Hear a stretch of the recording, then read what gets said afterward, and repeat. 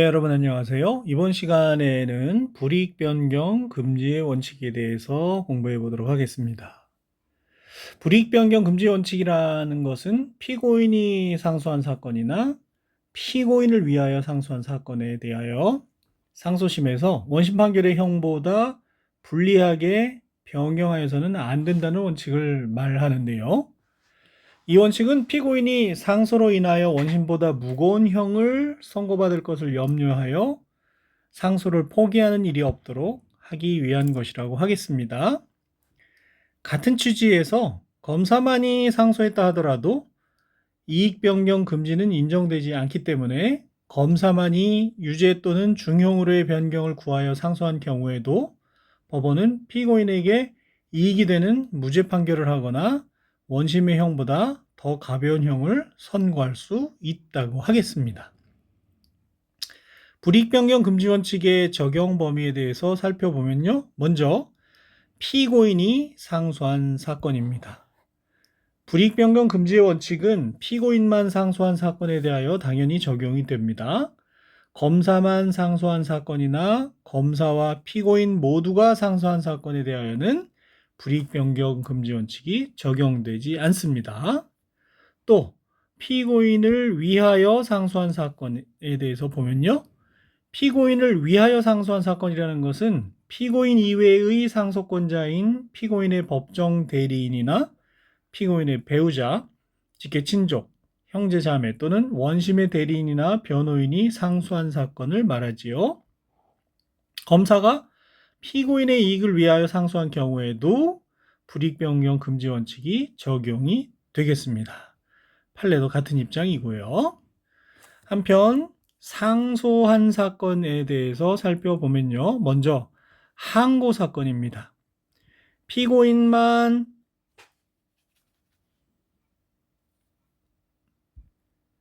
항고한 항고 사건에 대해서 불이익 변경 금지 원칙이 적용될 수 있는가를 두고 적극설과 소극설의 견해가 있는데요.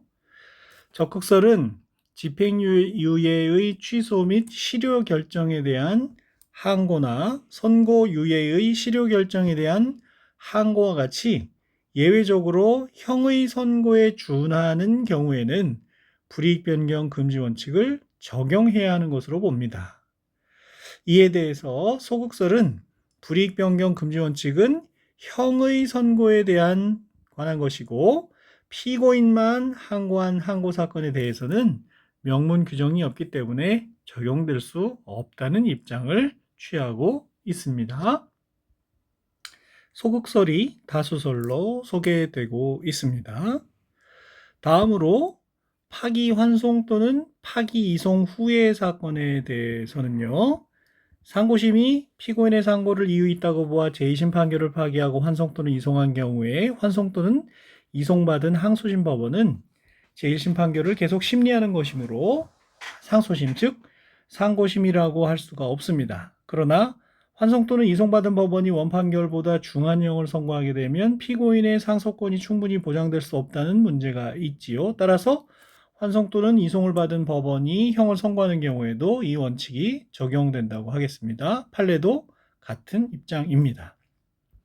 자, 구체적으로 불이익 변경 금지 원칙의 내용에 대해서 살펴보면요. 먼저 불이익 변경 금지의 대상은 중형 선고가 금지된다는 것입니다. 불이익 변경이 금지되는 것은 형의 선고에 한정이 되기 때문에 이 원칙은 무거운 중형으로의 변경을 금지합니다. 따라서 피고인의 범죄 사실을 불리하게 인정하거나 예를 들어서 폭행 횟수를 더 많이 인정한다거나 무거운 법령을 적용하는 경우에도 상소심의 형이 원심법원이 선고한 형보다 무겁지 않다 하면은 불이익 변경에 해당하지 않게 됩니다. 중형 선고가 금지되므로 상소심은 공소장 변경에 따라 변경된 공소사실에 대하여 법정형 이하의 가벼운 형을 선고하는 경우도 있을 수 있게 됩니다. 더 무거운 공소장이 변경된 공소사실에 대한 법정형을 선고할 경우 무거워지게 된다면 그 형을 선고할 수가 없기 때문에 그렇죠. 대법원은 병합사건과 관련해서 제1심에서는 별개의 사건으로 심리되어 두 개의 형이 선고되었으나 모두에 대하여 피고인이 항소하고 항소심에서 그 두 개의 사건이 병합심이 되어 경합범으로 처단되는 경우에는 제1심의 각 형량보다 중한 형이 선고되었다고 하더라도 위법하지 않다는 입장입니다. 2001년 9월 18일 선고, 2001도 3448호 판결의 내용이지요. 아래에서 살펴보도록 하겠습니다. 2001도 3448호 판결은요. 항소심이 제1심에서 별개의 사건으로 따로 두 개의 형을 선고받고 항소한 피고인에 대하여 사건을 병합심리한 후 경합범으로 처단하면서 제1심의 각 형량보다 중한 형을 선고한 것이 불이익변경 금지 원칙에 어긋나는지가 문제가 되었는데요. 원심이 제1심에서 별개의 사건으로 징역 1년에 집행유예 2년과 추징금 1천만 원 및 징역 1년 6월과 추징금 100만 원의 형을 선고받고 각각 항소한 피고인 1에 대하여 사건을 병합심리한 후 경합범으로 처단하면서 제1심의 각 형량보다 중한 형인 징역 2년과 추징금 1,100만 원을 선고한 것이 불이익변경 금지 원칙에 어긋나지 않기 때문에 이 부분 피고인의 상고이유도 받아들이지 않는다라고 해서 병합심리된 경우 각 형을 비교하는 것은 아니다라는 입장을 확인해 볼 수가 있는 그런 판례였습니다. 다음으로 형의 범위에 대해서 살펴보면요. 여기서 말하는 형이라는 것은 형법 제41조가 규정하고 있는 형의 종류에 한정되지는 않고요. 피고인에게 실질적으로 형벌과 같은 불이익을 주는 처분을 모두 포함한다고 하겠습니다. 따라서 추징이나 노역장 유치기간, 미결 구금일수의 산입 등도 여기에 형에 해당하므로 이를 상소심에서 무겁게 변경하는 것은 금지가 됩니다. 소송 비용의 부담은 피고인에게 불리하기는 하지만 형벌이 아니기 때문에 불이익 변경 금지 원칙에 적용이 없다는 것이 다수설과 판례의 입장이 되겠고요. 한편 불이익 변경 금지 원칙은 형벌뿐만 아니라 보안 처분에도 적용될 수가 있는데요. 이와 관련해서 2019년 10월 17일 대법원 2019도 1540호 판결의 내용을 살펴보도록 하겠습니다.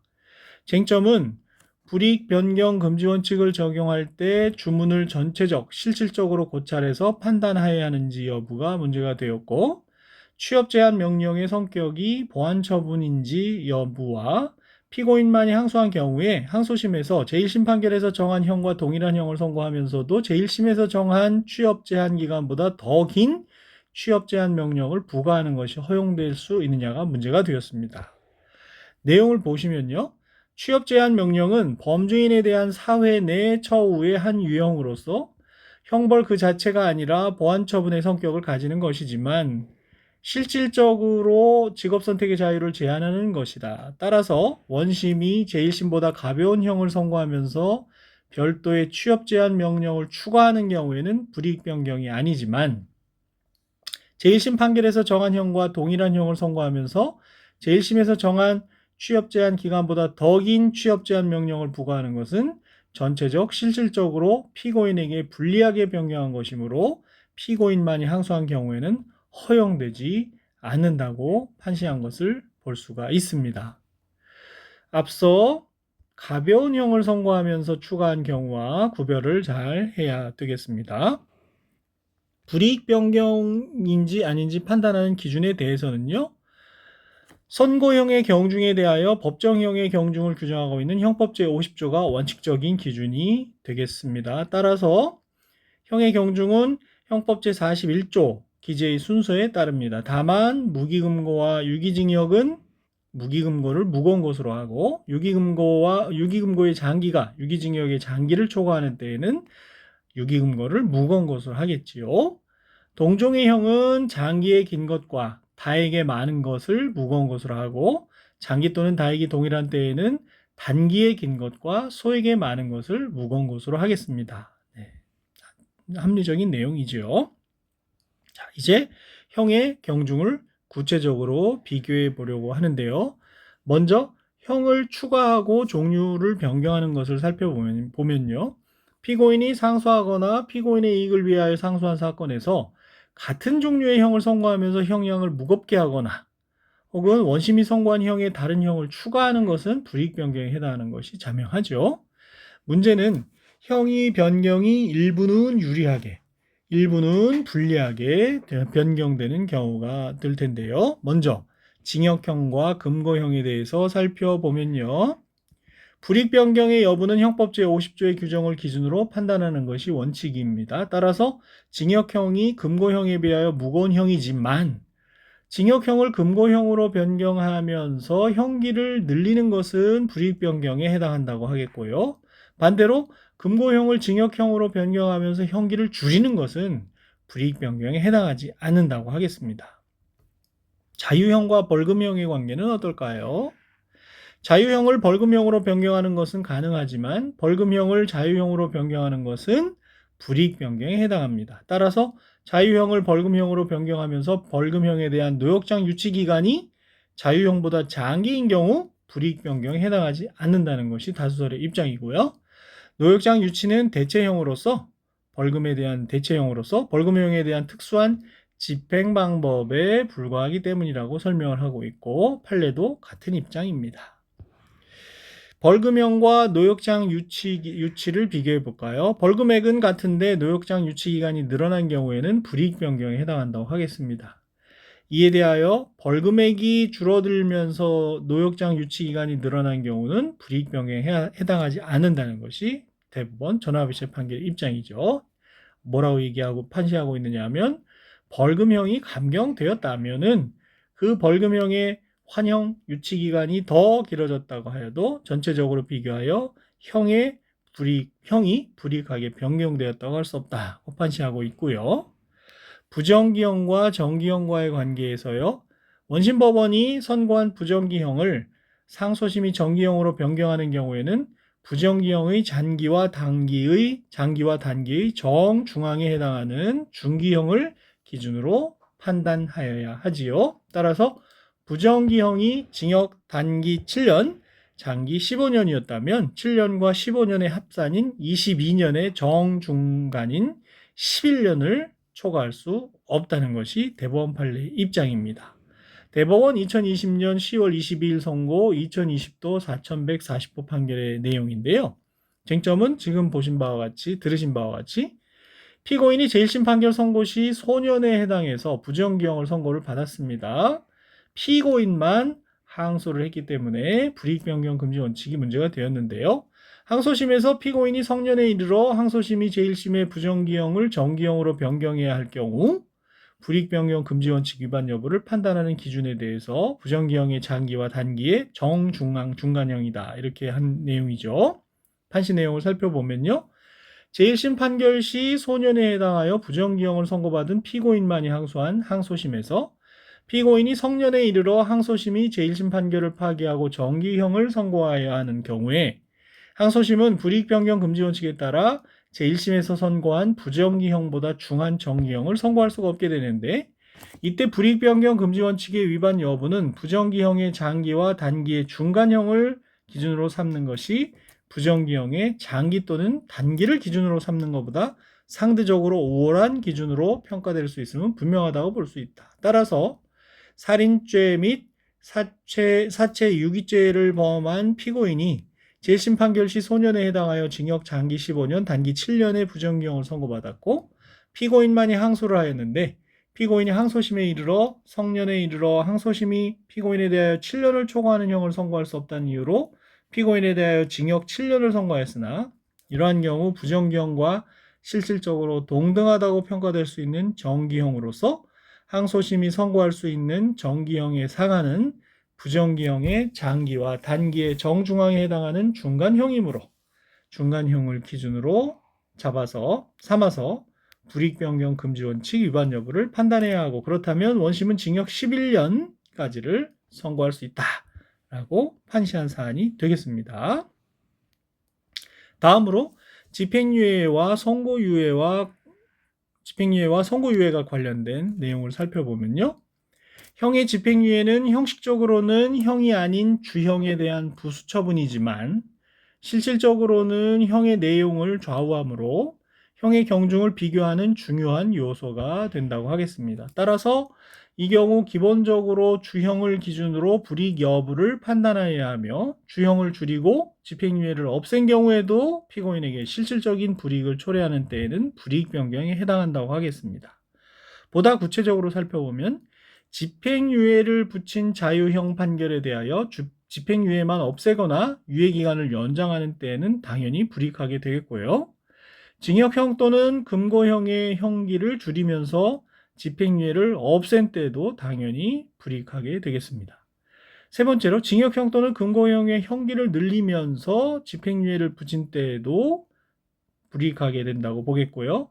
징역형의 벌금형을 병과하면서 집행유예를 붙인 때에도 불이익하게 된다고 보겠습니다. 같은 기간의 금고형을 징역형으로 변경하면서 집행유예를 붙인 때도 불이익하게 된다고 보겠고요. 하지만 이 대법원 76년 1월 27일 선고된 7호도 1543 판결은 사실상 폐기된 것으로 봐야 할 텐데요.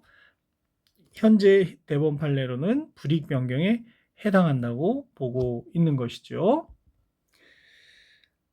또한 자유형의 선고유예를 벌금형으로 변경하는 것도 불이익 변경에 해당한다고 하겠습니다. 위와 같은 내용들을 아래 판례에서 확인을 해보면요. 먼저 대법원 1966년 12월 8일 선고 66도 1319호 전화비제 판결은요. 1심의 실형 형기를 늘리면서 집행유예를 선고한 것이 불이익 변경에 해당한다고 한 사례가 되겠는데요. 기록에 의하면 피고인은 제1심에서 본건으로 말미암아 징역 6월의 선고를 받고 피고인만이 항소하였던 바 원심은 제1심의 선고형이 중하다고 하여서 1심 판결을 파기하고 피고인에 대하여 징역 8월에 집행유예 2년을 선고하고 있음이 분명하다. 집행유예라는 제도는 그 선고를 받은 후 그 선고가 실효되거나 취소되지 아니하고 그 유예기간을 경과한 때에는 그 형의 선고는 효력을 잃는 것이지만 그 선고가 실효되거나 취소된 경우에는 그 형의 선고는 효력을 지니게 되므로 피고인으로서는 그 형의 집행을 받아야 된다는 것이죠.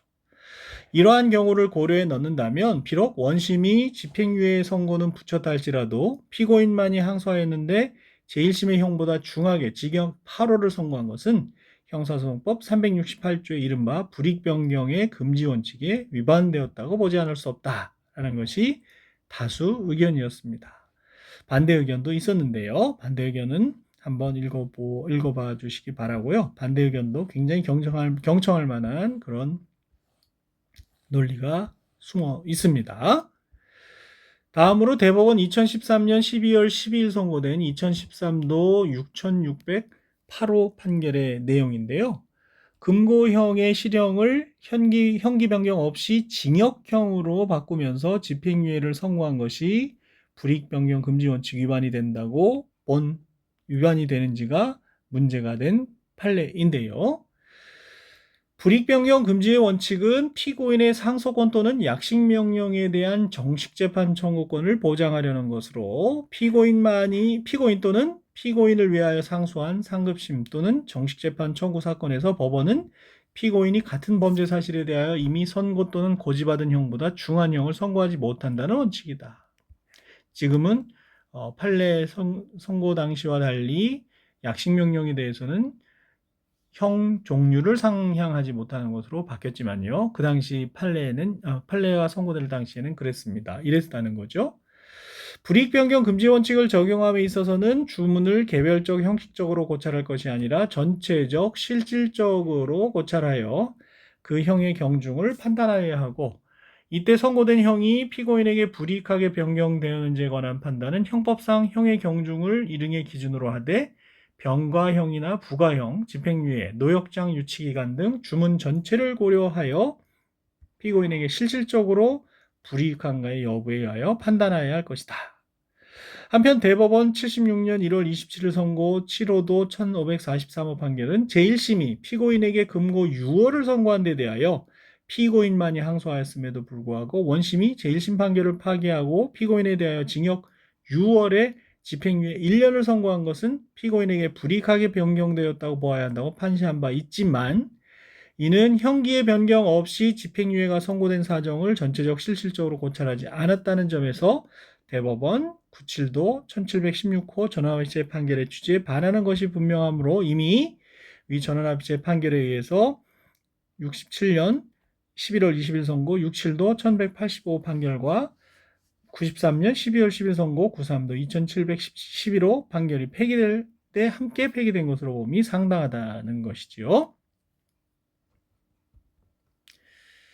기록에 따르면 이 사건 공소사실 중 제1심에서 공소 기각된 부분을 제외한 나머지 공소사실에 대하여 제1심은 이를 전부 유죄로 인정해서 피고인에게 금고 5월의 실형을 선고하였고 이에 대하여 피고인만이 항소하였는데 원심은 제1심과 마찬가지로 위 나머지 공소사실을 모두 유죄로 인정하여 판시 교통사고 처리특례법 위반죄에 대하여는 금고형을, 판시 자동차 손해배상보장법 위반죄와 도로교통법 위반죄, 무면허운전죄에 대하여는 각 징역형을 선택한 후 각 죄를 형법 37조 전단의 경합범으로 처벌하면서 형법 38조 1항 2호 50조를 적용하여 피고인에게 금고 5월에 집행유예 2년 보호관찰 및 40시간의 수강명령을 선고하였음을 알 수 있는데요.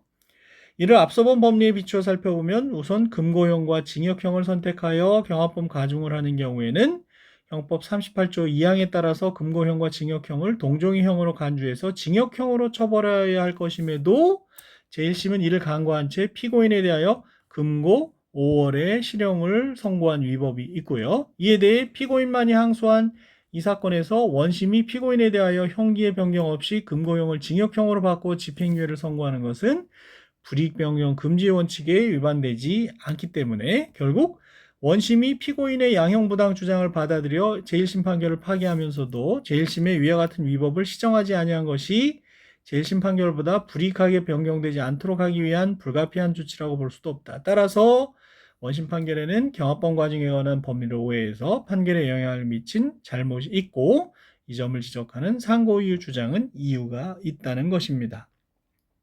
그래서 불이익 변경 금지 원칙에 위반되는지 여부에 대한 판단을 알 수가 있습니다.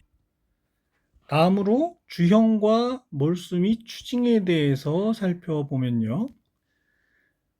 원심의 징역형을 그대로 두면서 몰수나 추징을 추가하거나 원심보다 무거운 추징을 병거한 때에는 불이익 변경에 해당한다고 하겠습니다. 한편 주형을 가볍게 하면서 몰수나 추징을 추가하거나 무겁게 변경하는 경우에는 원칙적으로 주형을 기준으로 하되 다만 부가형을 병거하는 것이 피고인에게 실질적인 불이익을 초래하는가를 기준으로 판단해야 할 텐데요. 그와 같은 주형과 몰수형의 또는 추징형의 관계를 잘 이해를 해 넣어야 되겠습니다. 보완 처분은 어떨까요? 보완 처분은 형벌을 보완하는 형사제재의 일종이라는 점에서 형의 경중을 비교하는 요소가 될 수 있습니다. 따라서 원심의 양형을 그대로 유지하면서 사회봉사 명령 등만을 추가하는 것은 불이익 변경에 해당한다는 판례가 있지요. 대법원 2018년 10월 4일 선고된 2016도 15,961호 판결은요. 피고인만이 항소한 사건에서 불이익 변경 여부의 판단 기준과 방법, 또 성폭력범죄 처벌 등에 관한 특례법에 따라 병과하는 수강명령 또는 이수명령의 법적 성격 및 항소심이 제1심 판결에서 정한 형과 동일한 형을 선고하면서 새로 수강명령 또는 이수명령을 병과하는 것이 불이익 변경 금지 원칙상 허용되는지 여부가 문제가 되었는데요. 먼저 피고인만이 항소한 사건에 대하여는 원심 판결의 형보다 중한 형을 선고하지 못한다. 그리고 군사법원에 공소가 제기된 사건에 대하여 군사법원이 재판권을 가지지 아니하게 되었음이 밝혀진 경우에는 사건을 재판권이 있는 같은 심급의 법원으로 이송하고 그 경우 이송 전에 한 소송행위는 이송 후에도 효력에 영향이 없다라는 법리를 설치한 다음에요. 기록에 의하면 다음과 같은 사실을 알 수 있습니다. 피고인은 2015년 10월 19일 제 몇몇 보병사단 몇몇 연대 본부중대 소속 대위의 신분이었었는데 폭행, 모욕, 군인 등 강제추행, 군용물 손괴, 특수폭행죄로 공소가 제기돼서 공공사단 보통군사법원에서 진행된 제1심에서 징역 2년의 집행유예 3년의 유죄 판결을 선고받았습니다. 1심 판결에 대해서 피고인과 검찰관 모두 항소를 했는데 피고인은 항소이유서 제출기간 내인 2015년 11월 30일 항소시민 고등군사법원에 항소이유서를 제출을 하였고 검찰관은 2015년 11월 10일 소송기록 접수 통지서를 송달받고도 항소이유서 제출 기간 내에 항소이유서를 제출하지 않았습니다. 항소심인 고등부사법원은 2016년 5월 13일 제1회 공판기일을 진행하고 변론을 종결하였는데 2016년 6월 28일 피고인이 2015년 12월 11일자로 예비역으로 전역하였음을 이유로 군사법원법에 따라 신분적 재판권이 인정되는 군용물 손괴 부분을 제외한 나머지 부분을 원심인 부산고등법원으로 이송하는 결정을 하였습니다.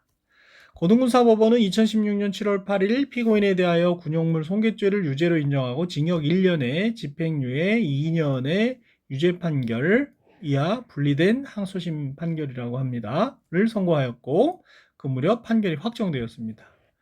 위 사건을 이송받은 원심은 2016년 8월 18일 고등군사법원에 이어 제2회 공판기일을 진행하였는데 검사는 양형부당을 이유로 항소를 제기한 것이라고 말로 진술하였고 피고인과 변호인은 위와 같이 제출한 항소유서를 진술하고 사실호인 법리오해 및 양형부당 취지의 항소이유를 진술하였습니다. 원심은 2016년 9월 22일 피고인에 대하여 이송받은 공소사실 전부를 유죄로 인정하고 징역 1년에 집행유예 2년 및 40시간의 성폭력 치료강의 수강명령을 병과하였죠. 위와 같은 사실관계에 의하면 검찰관은 제1심 판결에 대하여 항소하면서 항소장에 항소 이유를 기재하지 않았고 원심으로 이송되기 전 항소이유서 제출 기간 내에 항소이유서를 제출하지 않았기 때문에 적법한 항소이유를 주장하지 않았습니다. 따라서 고등군사법원으로부터 이송받은 원심에서 검사가 양형부당을 항소이유로 주장하였다고 하더라도 이송 전 검찰관이 적법한 항소이유를 주장하지 않았고 그 소송행위의 효력이 원심에도 미치므로 실질적으로 피고인만이 항소한 경우와 같게 되어 원심 판결에는 불이익변경 금지 원칙이 적용이 되게 되었습니다. 그러면 이제 불이익변경 금지 원칙에 대해서 불이익변경 금지에 해당하는지 판단을 하게 될 텐데요. 군형법 92조의 3에서 규정하고 있는 군인 등 강제추행죄는 군인을 상대로 한 성폭력 범죄를 가중처벌하기 위한 것으로서 형법상 강제추행죄와 본질적인 차이가 없고 행위 태양이 동일하므로 형법상 강제추행죄에 대하여 가중처벌하는 죄로서 성폭력 범죄의 처벌 등에 관한 특례법 이하 성폭력처벌법 2조 2항에 의하여 성폭력 범죄에 해당합니다.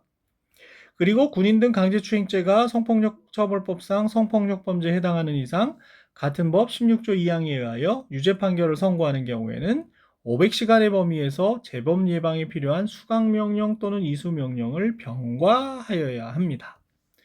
그러나 앞서 판단한 바와 같이 피고인만이 항소한 사건에 대하여는 원심 판결의 형보다 중한 형을 선고하지 못하는데 원심의 형이 피고인에게 불이익하게 변경되었는지 여부에 관한 판단은 형법상 형의 경중을 기준으로 하되 이를 개별적 형식적으로 고찰할 것이 아니라 주문 전체를 고려하여 피고인에게 실질적으로 불이익한지 아닌지를 보아 판단하여야 한다.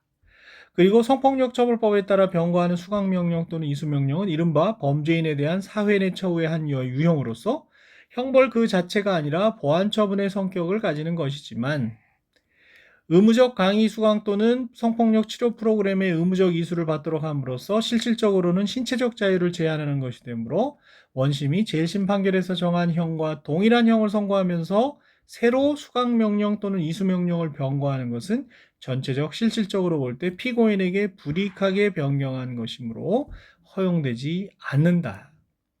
위와 같은 사실관계에 의하면 피고인에게 징역 2년의 집행유예 3년을 선고한 제1심 판결에 대하여 분리된 항소심 판결은 징역 1년의 집행유예 2년을 선고하였고 그 후 그 판결 확정 후 원심은 징역 1년의 집행유예 2년을 선고하면서 40시간의 성폭력 치료강의 수강명령을 병과하였다. 결국 제1심 판결을 원심 판결과 분리된 항소심 판결을 전체적으로 비교하여 보면 집행을 유예한 징역형의 합산 형기가 동일하다고 하더라도 원심이 새로 수강명령을 병과한 것은 전체적 실질적으로 볼 때 피고인에게 불이익하게 변경한 것이므로 허용되지 않는다. 따라서 이를 지적하는 피고인의 상고이유 주장은 이유 있다고 한 그런 판례가 되겠습니다.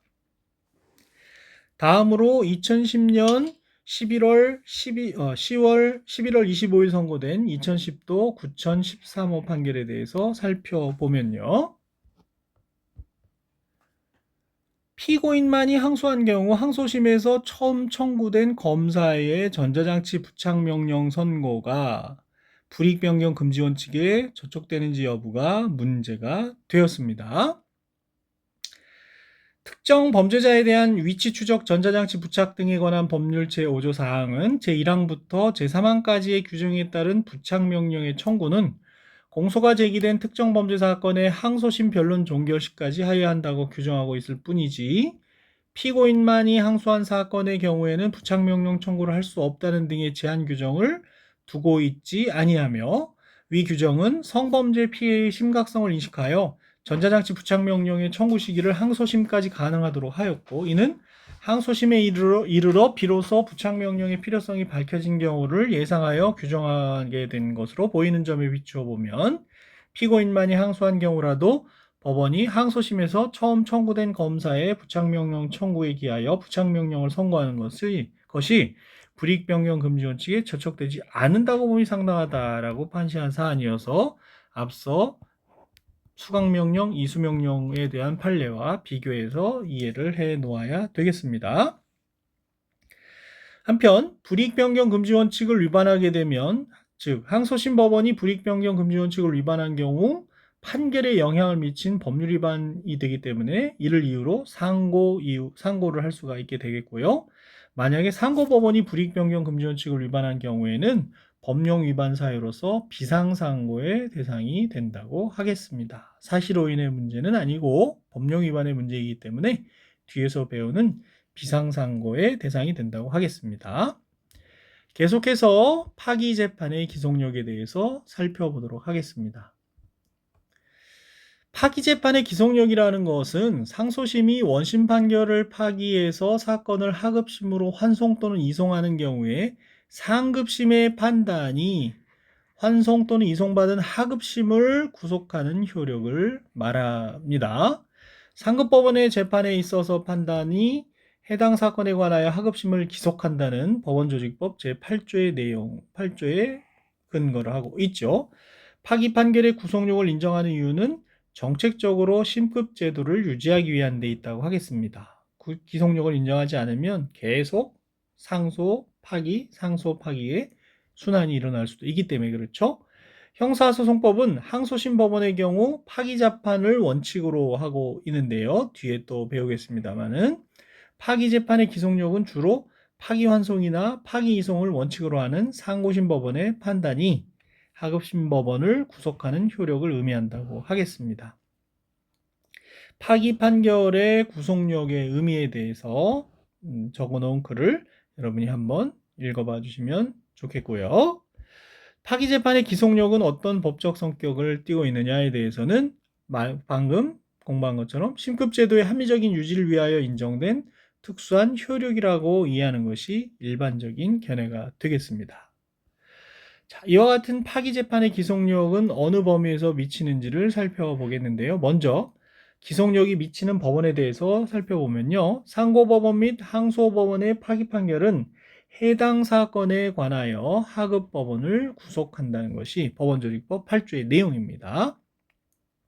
뿐만 아니라 파기한 상급법원도 자체 구속이 된다는 것이죠.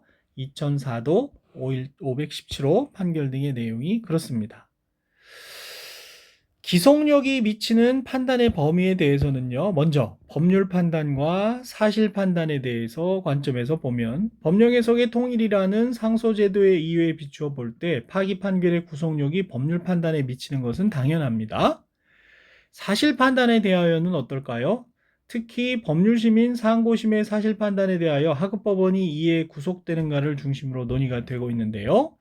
형사소송법은 사실오인에 대하여 항소심뿐만 아니라 상고심에서도 중대한 사실오인을 상소이유로 하고 있고요. 그 심판 범위에 포함시키고 있기 때문에 상급법원의 사실 판단에 대하여도 구속력이 미친다는 것이 판례의 입장이기도 합니다. 이와 같은 입장을 알아볼 수 있는 판례들도 아래에서 살펴보고 관련 판례들을 한번 보도록 하겠습니다.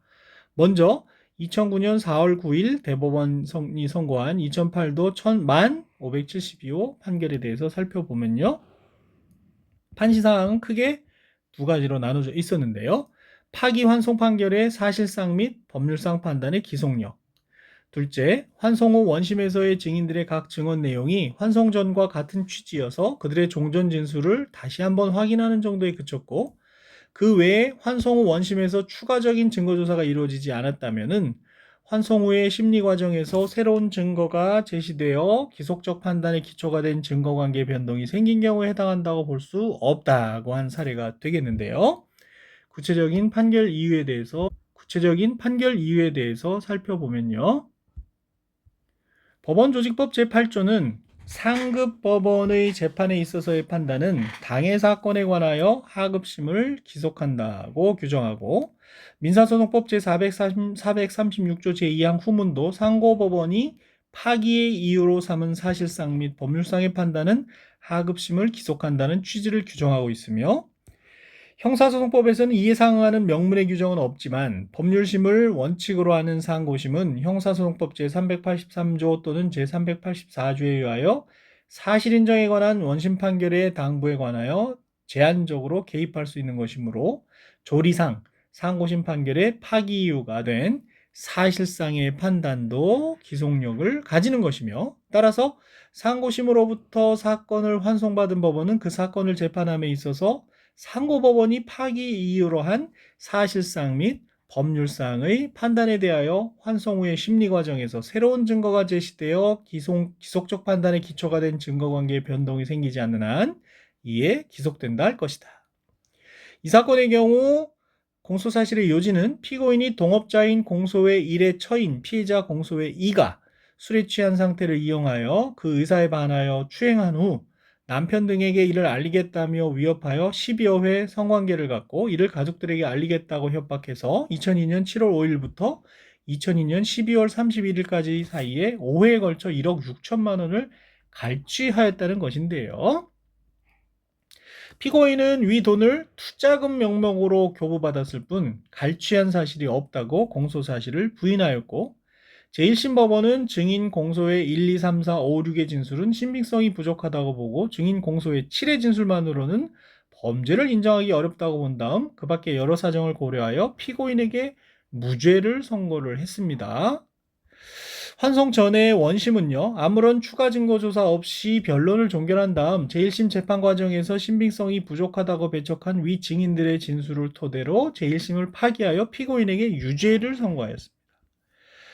이에 대해서 환송 판결은 대법원 판결인데요. 환송 전 원심이 아무런 추가 증거 조사 없이 제1심 재판 과정에서 이미 현출되었던 증거와 사정들만으로 제1심 판단을 뒤집은 조치는 수긍하기 어렵고, 이러한 환송 전 원심의 조치에는 공판 중심주의와 직접 심리주의의 원칙에 어긋남으로써 체증 법칙을 위반한 위법이 있으며, 또한 환송 전 원심이 유죄 판단의 근거로 내세운 정황들에 대하여도 그 판시와 같은 합리적인 의심이 존재함에도 피고인이 피해자를 협박하여 돈을 갈취하였다고 인정한 것은 형사재판에 있어 합리적인 의심이 없는 정도의 증명에 이르지 아니하였음에도 불구하고 범죄 사실을 인정한 위법이 있다는 이유로 환송 전 원심 판결을 파기하고 사건을 환송하였습니다.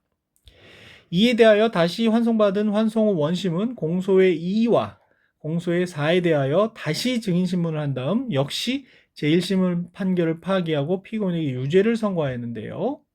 기록에 의하여 환송 후 원심에서의 공소의 2와 공소의 4의 각 증언 내용을 살펴보면 환송 전까지의 진술 내용과 같은 취지로서 그들의 종전 진술을 다시 한번 확인하는 정도에 그쳤음을 알 수 있고, 환송 후 원심에서 그 외에 추가적으로 증거조사를 한 바는 없다는 겁니다.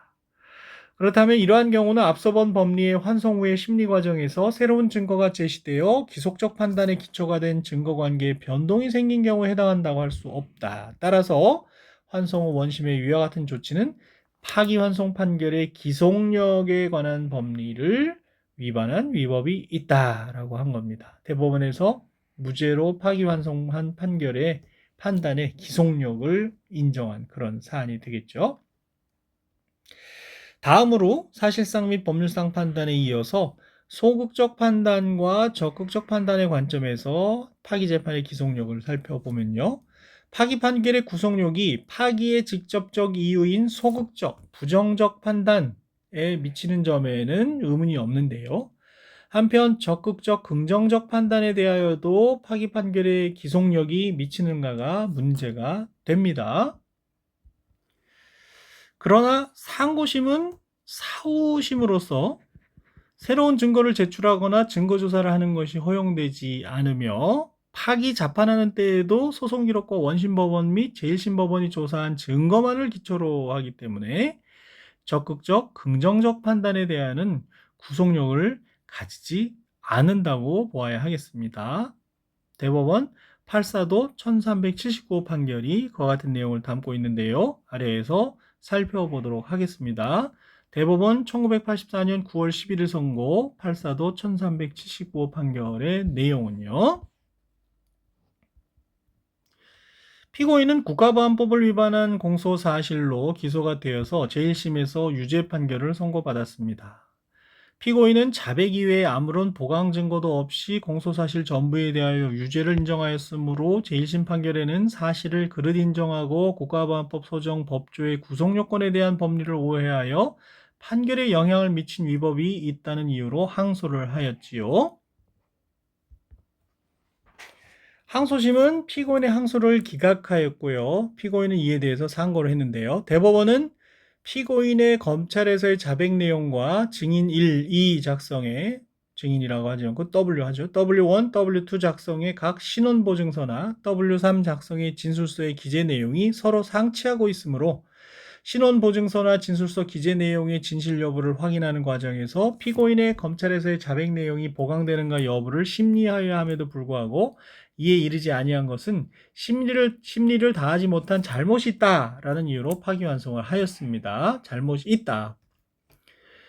이 사건 환송 판결을 받은 환송 후 원심은 환송 판결의 파기 이유에 따라서 환송 후 새로운 증거에 대하여 적법한 증거조사를 한 후 제1심 판결 거시의 증거에 이를 보태어 피고인에게 다시 유죄 판결을 선고를 하였습니다.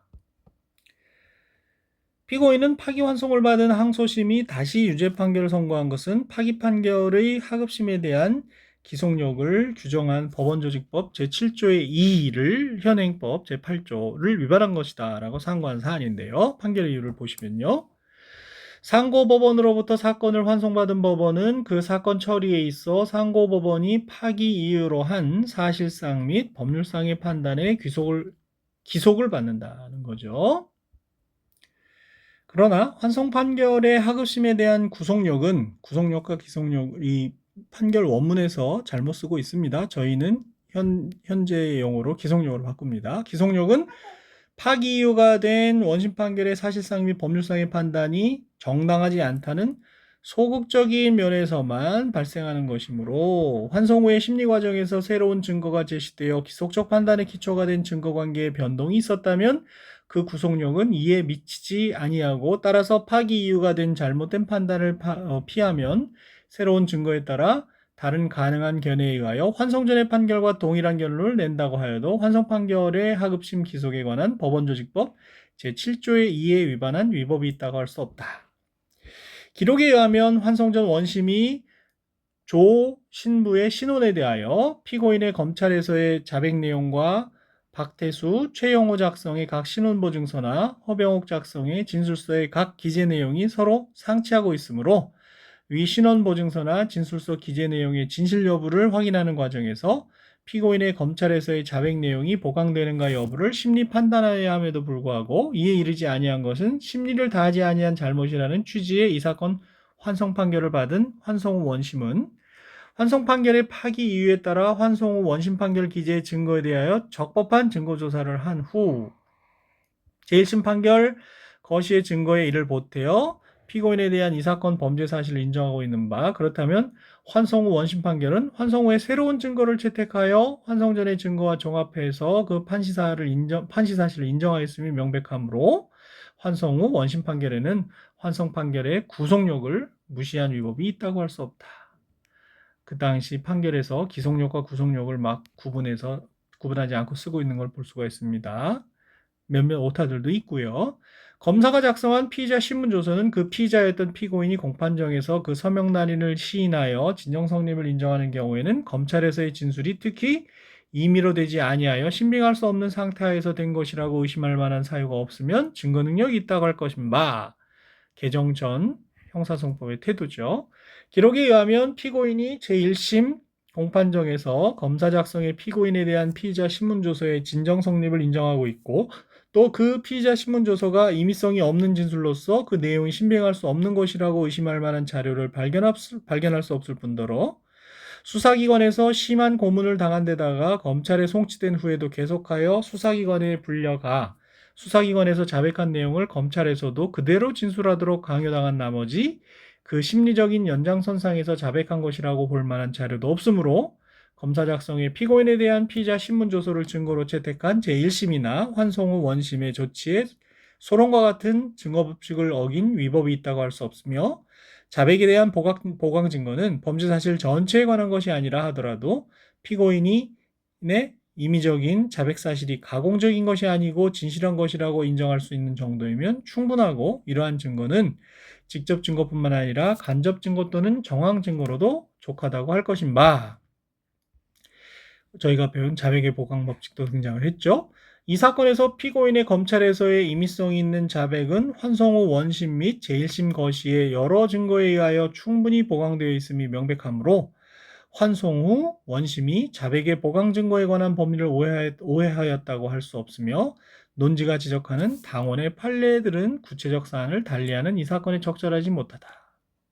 환송 후 원심 판결 및 환송 후 원심이 유지한 제1심 판결 거시의 증거에 의하면 피고인에 대한 판시 범죄 사실이 적법하게 인정되고, 거기에 소론과 같은 체증법칙 위배로 인한 사실오인이나 심리미진, 이유불비 및 법률 위반 내지 법리오해의 위법이 있음을 찾아볼 수 없다라고 판시한 사안을 볼 수가 있습니다. 한편 파기재판의 기속력이 배제되는 경우가 있는데요. 위에서 판례에서도 나왔습니다만, 파기재판의 기속력은 파기 판결의 전제가 된 사실관계가 동일하다는 것을 전제로 합니다. 따라서 환송 후의 심리과정에서 새로운 증거가 나타나 적법한 사실관계의 인정이 이루어지고 사실관계의 변동이 생기면 기속력은 배제가 되게 되겠습니다. 또한 파기환송 후 하급심에서 공소장 변경이 이루어진 경우에도 환송받은 법원은 새롭게 사실 인정을 할 재량권을 가지게 되므로 파기 판결에 구속되지 않겠지요. 파기 판결의 기속력은 상소심과 하급심 사이에 적용할 법령이 동일하다는 것을 전제로 합니다. 따라서 파기 판결 후에 법령이 변경된 경우에는 기속력이 또한 배제가 되겠습니다. 그리고 파기 판결 후에 대법원 판례가 변경되는 경우에도 법령의 변경에 준하는 효과가 인정된다는 점에서 기속력이 배제된다고 볼 수 있겠습니다. 자, 이렇게 해서 오늘은 불이익 변경 금지 원칙과 파기 재판의 기속력에 대해서 살펴보았습니다. 여러분 수고하셨습니다.